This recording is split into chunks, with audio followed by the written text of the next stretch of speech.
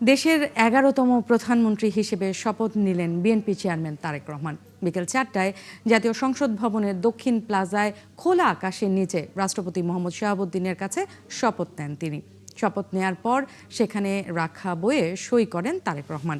এর আগে এমপি হিসেবে শপথ নেয়ার পর সংসদ নেতা ও প্রধানমন্ত্রী নির্বাচিত হন বিএনপি চেয়ারম্যান।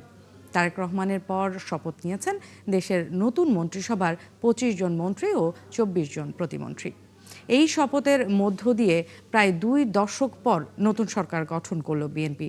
শপথ গ্রহণের আগেই সংসদের দক্ষিণ প্লাজার অনুষ্ঠানে যোগ দেন সংসদ নেতা ও প্রধানমন্ত্রী তারেক রহমান সহ মন্ত্রিসভায় ডাক পাওয়া জোটের ৪৯ নেতা, যেখানে প্রবীণ নবীনের সমন্বয়ে ভাগ হয়েছে এলজিআরডি, অর্থ, স্বরাষ্ট্র সহ সব মন্ত্রণালয়।